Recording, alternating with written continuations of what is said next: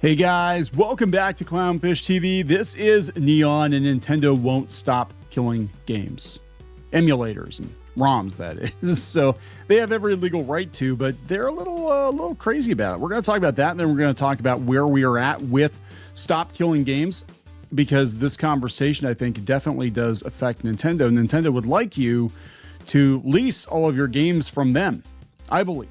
Especially with the Switch 2, especially with the update now that you need these virtual game cards, that your physical copy doesn't count if it's been like checked out or lent to another Switch system. I ran into this myself when we had the power go out and I wanted to play a cartridge, that I owned, one of the many physical copies of Switch games that I owned, thinking this shouldn't be a problem, right? I don't have internet, but I can play Final Fantasy X. Sure I can.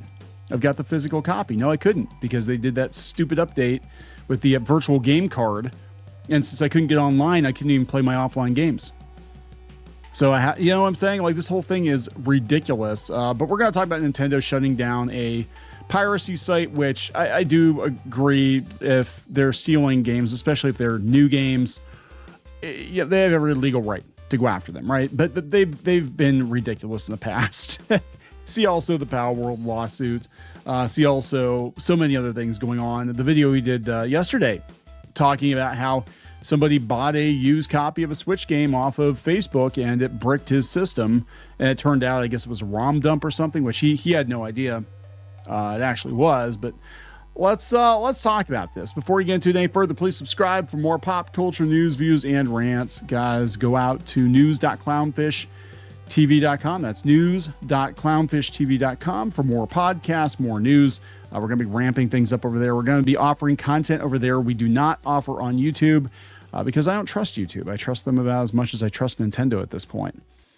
It's a nice place to visit, but you do not want to put all your eggs into this basket. So let's talk about this first, and then we're going to talk about the chilling effect that stop killing games is going to have on the AAA industry. They definitely want to kill games because they want you to buy new games. And then we're going to talk about Anthem fans being delusional, according to the Gamer. All 600 Anthem players are petitioning to save the game. 600? There's only 600 people playing Anthem now? All right, this is coming from BGR. One of the biggest Switch piracy sites was just shut down by the FBI. Nintendo notched, we're going to talk about notch too. Nintendo notched a win in its war on piracy this week as the FBI seized and shut down one of the biggest Switch piracy sites online. As spotted by Kotaku, the FBI says it took down, NSW2 on Thursday in accordance with a seizure warrant issued by the United States District Court for the Northern District of Georgia. Additionally, the FBI has shuttered a few other similar sites, such as NSWDL and Game2U. I haven't heard of any of these because I'm a good boy. I don't pirate my games. The notices on each website reveal that in addition to the Federal Bureau of Investigation in the U.S., the Fiscal Information and Investigative Service, FIAD, in the Netherlands was involved. Okay, so they probably hosted it in the Netherlands, thinking if we host it in the Netherlands, we're not going to get hit with a copyright strike. That only works for like images and stuff. I don't think it works for ROMs. And we actually have a few sites that are hosted in the Netherlands for that exact reason, because the Digital Millennium Copyright Act with DMCA, whatever, you can't do a takedown request. They can't go to your ISP and say, hey, shut this down over a leaked photo from a message board, which we actually had happen about 15 years ago. Somebody from Mattel contacted us because my wife put up images of leaked Monster High dolls that were on a message board. And instead of contacting us and asking us politely to remove the images, they threatened us with a lawsuit. And they went to our ISP and they had our site taken down over images that were on a message board. So after that, we moved all of our sites to the Netherlands to try to at least put a little bit of space in between us and that sort of thing. But yeah, apparently if you're hosting ROMs, it's a whole other issue. The notices on each website reveal that in addition to the Federal Bureau of Investigation in the U.S., the FIAD, the sites in question featured links to stolen Nintendo Switch games that so they're not hosting them. The sites in question featured links to Switch games that users could download for free to play on emulators or hacked Switch consoles. Needless to say, it's not a legal means of acquiring Switch games, which explains why they ended up on the EU's counterfeit and piracy watch list. Yeah, I would stay away from the new stuff. I remember back in the day when I was into the MU scene that they were dumping like Game Boy Advance games the week they came out. And I'm like, you better watch yourself. You better watch yourself with that. But said stakeholders in the video game industry have reported it for inclusion on the watch list. It said Nintendo's pirate hunt continues. This is where it's kind of crazy, though. I mean, I think there's a disproportionate repercussions, right? Like they're literally out to like destroy people's lives. I think they're just trying to make examples of people so they don't do this. I mean, I understand this is wrong. You shouldn't do it. But yeah. They said in recent years, Nintendo's ramped up efforts to subdue the stealing and distribution of software. These are some of the latest ROM sites that face Nintendo's wrath, following the likes of Vim's Lair. Vim's Lair, Love ROMs, and MU Paradise have been around for a very long time. Vim's Lair was actually one of the first MU sites, if I remember correctly. That site was around like in the late 90s. And that's when emulation was new. And a lot of people didn't know about it. And I think the reason Nintendo's targeting emulation so hard now is it's much easier to do. Back when it first started, people didn't even know these things existed.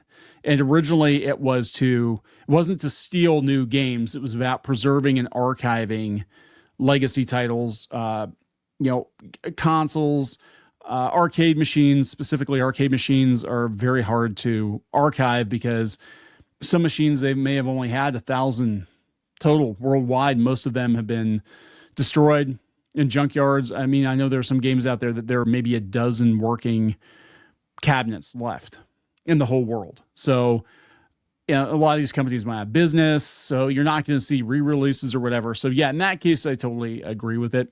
I think just from a preservation standpoint, and since we're talking about stop killing games and games preservation, that is, in my opinion, an ethical use of emulation. Going out and stealing the latest Zelda game, no. You just want free games, right?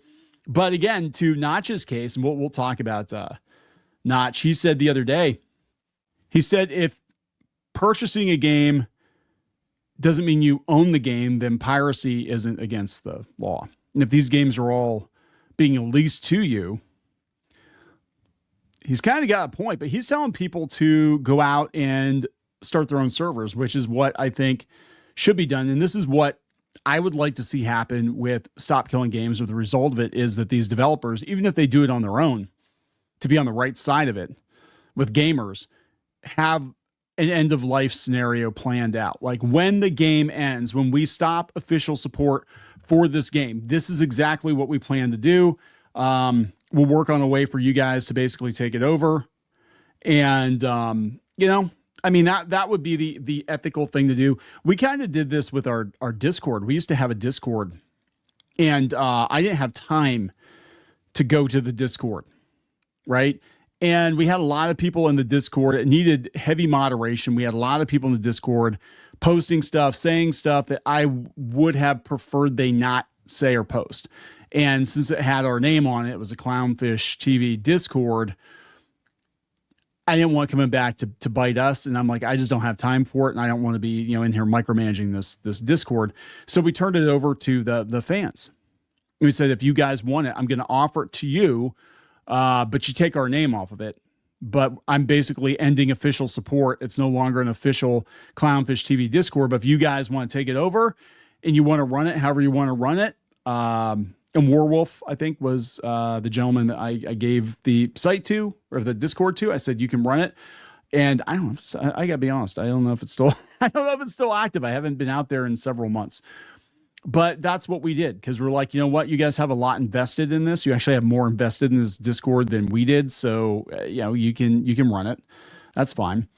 So this comes from PC Games. Minecraft creator weighs in on Stop Killing Games debate. Minecraft creator Notch speaks out in response to Stop Killing Games, which aims to improve preservation of online games. We talked about this a little bit. He said that, if buying a game isn't considered a proper purchase, then pirating them is not theft. But he also said that we need to host our own servers. He said verifying yes, he was talking about it. And he said host your own servers. This is what all games used to do. Yes.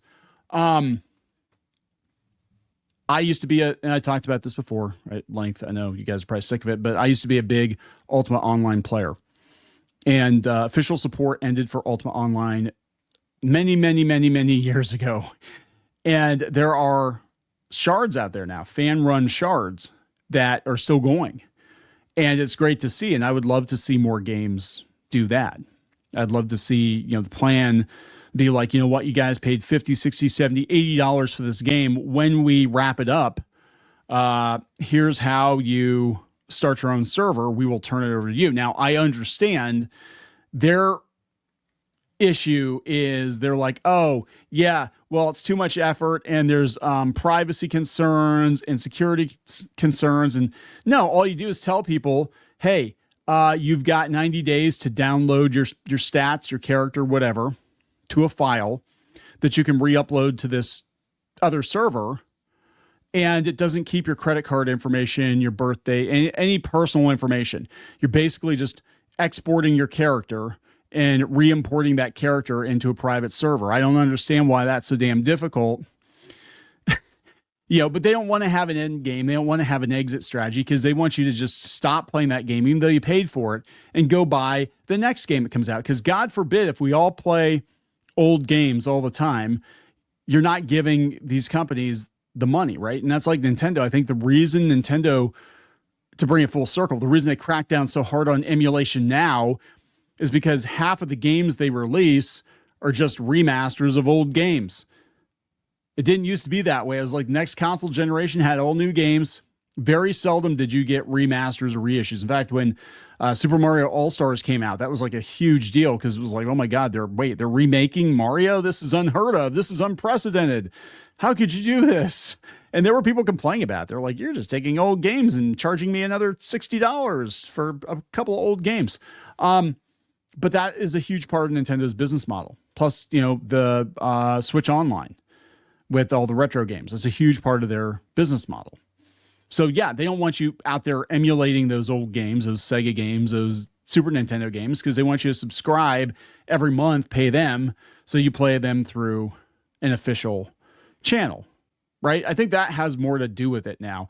But that is the mindset of the industry, because I think they're starting to realize, like, wow, the games that came out 15, 20 years ago are better than a lot of the games coming out today, and a lot of people are just going back and buying those games.